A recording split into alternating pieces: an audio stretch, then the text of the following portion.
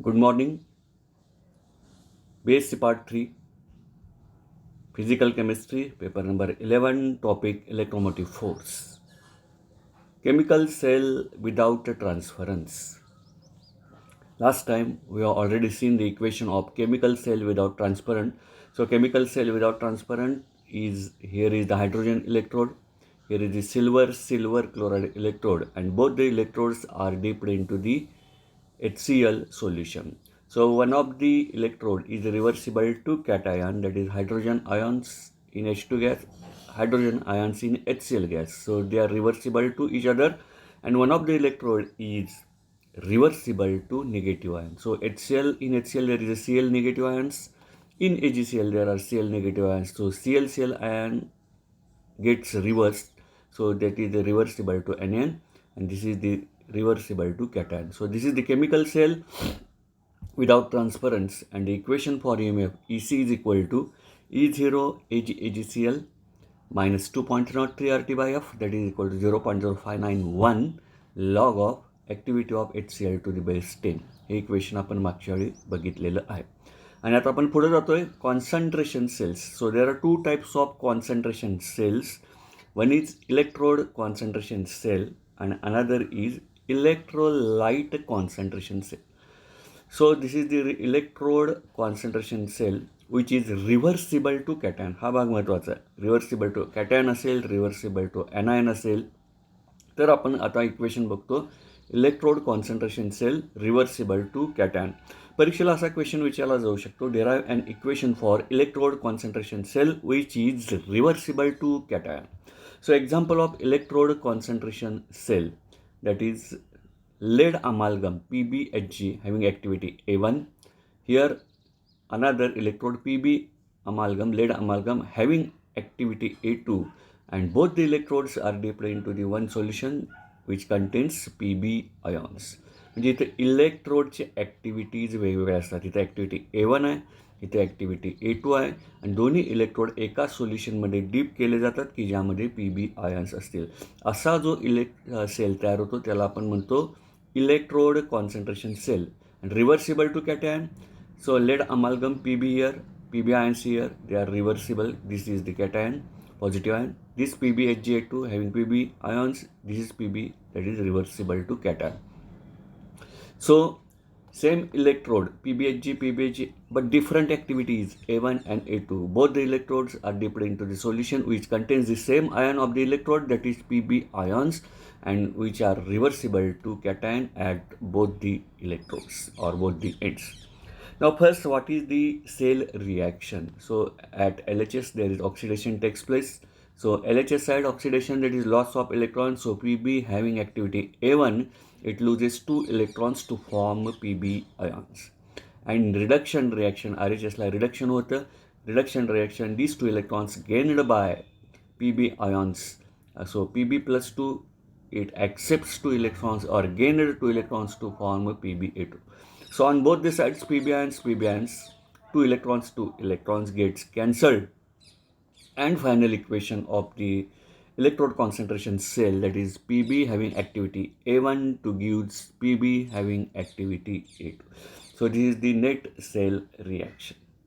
So there is no chemical change occurs, only transfer of PbA1 amalgam to PbA2 amalgam. फक्त इथं transfer होतं, chemical change काही होत नाही आहे. म्हणताना याला म्हटलं जातं electrode concentration cell without transference. So this is PbA1 amalgam, it gives PbA2 amalgam.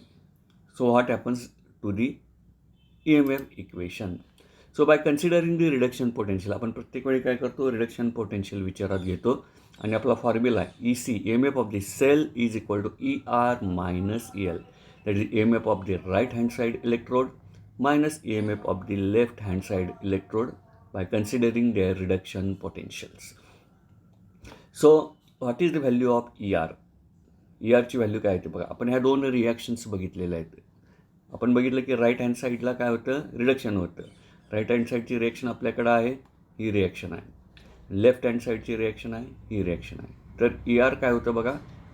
ER is equal to, आपल्याला नेहमीचा फॉर्म्युला आहे, E cell is equal to E0 cell minus 2.03 RT by NF. log of QA, and this QA that is called as a reaction coefficient. So it indicates log of activity of RHS divided by activity of LHS. So similar to that, ER is equal to E0 PB minus 2.03 RT by 2F log of A2 divided by activity of PB. रिॲक्शनच्या reduction reaction विचारात घ्या. Right hand साईडला ER, रिॲक्शनच्या right hand साईडला activity PB, activity of RHS आणि इथं activity of LHS. म्हणजे activity of RHS काय येणार? Activity of RHS here A2 divided by activity of PB2 plus. So this is the equation of right hand side electrode. Similar way, equation for left hand side electrode. So left hand side reaction, this is the reaction. So our equation EL is equal to, there is also E0 PB minus 2.03 RT by 2F log of, आता बघा इथं log of activity of RHS म्हणजे activity of PB plus 2 divided by activity of here, म्हणजे that is A1, म्हणजे activity of PB plus 2 divided by A1 येणार. पण मी इथं काय लिहिलं आहे, A1 divided by activity of PB plus 2. तर ही जी रिॲक्शन आपण बघतो ही ऑक्सिडेशन रिॲक्शन आहे. आणि ऑक्सिडेशन रिॲक्शनला काय येईल, activity of PB plus 2 divided by activity of A1. परंतु आपण इथं काय विचारात घेतलं आहे, बाय कन्सिडरिंग रिडक्शन पोटेन्शियल्स, म्हणजेच ऑक्सिडेशनच्या उलट रिडक्शन होणार. म्हणजे PB plus 2 divided by A1 त्याच्याऐवजी काय होईल, A1 divided by activity of PB plus. म्हणताना हे इक्वेशन आलेलं आहे. ही गोष्ट इथं महत्त्वाची आहे. रिॲक्शन ऑक्सिडेशन आहे, आपण विचारात घेतलेलं आहे रिडक्शन पोटेन्शियल. ऑक्सिडेशन पोटेन्शियलच्या बाबतीत आपण this PB plus 2 divided by A1 केलं असतं, पण रिडक्शन पोटेन्शियल विचारात घेतल्यामुळे A1 divided by activity of PB plus 2 हे झालेलं आहे. आता ER मायनस EL म्हणताना मी इथं काय केलं आहे बघा, इथं मायनस साईन दिलं आहे, इथं मायनस साईन दिलं आहे, इथं म्हणजे ही टोटल टर्मला मायनस साईन दिलेलं आहे. आता E0 PB minus E0 PB हे कॅन्सल होईल. आता इथं काय होईल बघा, minus minus plus 2.03 RT divided by 2F log of A1 divided by activity of PB आणि ही टर्म मायनस राहील. तर ह्यातून minus 2.03 RT divided by 2F जर आपण बाहेर काढलं तर ब्रॅकेटमध्ये सगळं विचारात घेता log of A2 divided by activity of PB plus 2 minus log of A1 divided by activity of PB plus 2 अशा पद्धतीने इक्वेशन राहील. आता ह्याचा जर विचार केला आपण, EC is equal to minus 2.03 RT divided by 2F log of A2 by A1. Minus म्हणजे लॉगची काय असते, डिवायडेशन असते. Log of A2 divided by activity of PB plus 2 divided by A1 divided by activity of PB plus, म्हणजे activity of PB plus cancel होईल. आणि final equation minus 2.03 RT by 2F log of A2 by A1. आणि हे minus sine जर मी काढून टाकले तर काय होईल, EC is equal to EMF of the cell of electrode concentration cell which is reversible to cation, that is equal to 2.03 RT by 2F log of A1 divided by A2. So this is the final equation for electrode concentration cell. तर अशा पद्धतीनं हे equation derive केलं तर परीक्षेला derive and expression for electrode concentration cell which is reversible to cation अशा पद्धतीनं question विचारला जाऊ शकतो. तर याचं आपण दुसरं एक्झाम्पल पुढे घेणार आहोत. Concentration cells, electrode concentration cell reversible to cation, ह्याचं एक दुसरं एक्झाम्पल आपण घेतो आहे. आता ह्या एक्झाम्पलमध्ये बघा काय केलेलं आहे. हा हायड्रोजन गॅस इलेक्ट्रोड तुम्हाला माहिती आहे, platinum wire, hydrogen gas pressure bubble केलेला आहे. इकडे सुद्धा hydrogen gas, same electrode having different activities, परंतु त्या हायड्रोजन गॅस असल्यामुळे इथं आपण प्रेशरचा विचार करतो. इकडं आपण प्रेशर घेतलेला आहे P1, इकडे घेतलेलं आहे प्रेशर P2. मागच्या एक्झाम्पलमध्ये आपण काय केलं होतं, ॲक्टिव्हिटी A1 आणि ॲक्टिव्हिटी A2 घेतल्या होत्या. इथं दोन्हीकडे हायड्रोजन इलेक्ट्रोड आहेत म्हणून याचं एखादं प्रेशर P1 घेतलेलं आहे, एखादं प्रेशर P2 घेतलेलं आहे. आणि both the electrodes are dipped into the solution which contains the same ion, that is H plus ions. So it is also reversible to cation. H2 मधले H plus आणि हा H plus reversible to cation. ह्या H2 मधले H plus आणि H plus reversible to cation. So electrode concentration cell reversible to cation, the example second. आता ह्याच्यामध्ये reactions परत बघा, इलेक्ट्रोड रिॲक्शन्स. LHSला ऑक्सिडेशन होतं, लॉस ऑफ इलेक्ट्रॉन. नेहमीचे हायड्रोजन गॅस इलेक्ट्रोडची रिॲक्शन तुम्हाला आता थोडक्यात ते लिहिता आलं पाहिजे किंवा तुम्हाला पाठ झालं असलं पाहिजे. सिमिलरली ह्या इलेक्ट्रोडला आपण रिडक्शन म्हणतो. एक RHS side, H plus ions gains 1 electron to form hydrogen gas having pressure P2. इकडे आपण having pressure P1. तर कॅन्सल्स काय काय होतात बघा. Hydrogen hydrogen cancel, electron electron cancel, आणि half H2P1 it gives half H2P2. अशा पद्धतीने ही रिॲक्शन येते. तर ह्या रिॲक्शनला अनुसरून आपण आता काय करायचं आहे, इक्वेशन लिहायचं आहे. E cell is equal to 2.3 RT/2F log of P1/P2. तुम्ही जर हे सगळं सॉल्व्ह केलं, मग अशी जी पद्धत आपण अवलंबलेली आहे त्या पद्धतीने सॉल्व्ह केलं, मग अशी इक्वेशन काय आलं तर 2.3 RT/2F लॉग ऑफ A1/A2, कारण तिथं कॉन्सन्ट्रेशन्स होती, परंतु तो हायड्रोजन गॅस इलेक्ट्रोड असल्यामुळे आपण इथं प्रेशरचा विचार करतो, त्यामुळे हे इक्वेशन काय होईल 2.3 RT/2F लॉग ऑफ P1/P2. तर अशा पद्धतीने हे तुम्ही सॉल्व्ह करू शकता. मागच्या एक्झाम्पलला अनुसरून तुम्ही थोडा सराव करा, ते इक्वेशन परत बघा, आणि हे इक्वेशन तुम्ही रिॲक्शन्स तुमच्यासमोर दिलेले आहेत, दोन्हीची EMF इक्वेशन्स मांडा, ER-EL करा, तुम्हाला अशा पद्धतीचं इक्वेशन मिळू शकेल. तर ह्या हायड्रोजन गॅस इलेक्ट्रोडमध्ये ह्या P1ची व्हॅल्यू जर P2पेक्षा जास्त असेल, हा P1 जास्त असेल, तर ऑलरेडी ॲटोमॅटिक ई सेल तुमचा काय येईल, पॉझिटिव्ह येईल.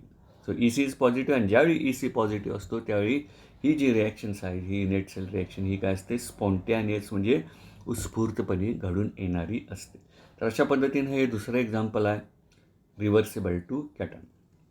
आता ह्यामधलाच भाग पुढे आपण बघू. Electrode concentration cell reversible to anion, असं सुद्धा परीक्षेला विचारलं जातं. Derive an expression for electrode concentration cell which is reversible to anion.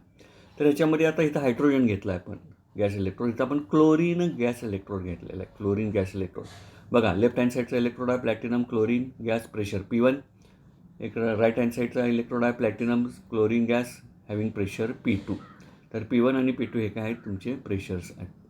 तर इलेक्ट्रोड रिॲक्शन्स बघा काय होईल. आता इथं रिव्हर्सिबल टू कॅटॅन असताना hydrogen P1 it gives hydrogen P2. आता ह्याच्या उलट होणार, काय होणार, chlorine P2 it gives chlorine P1.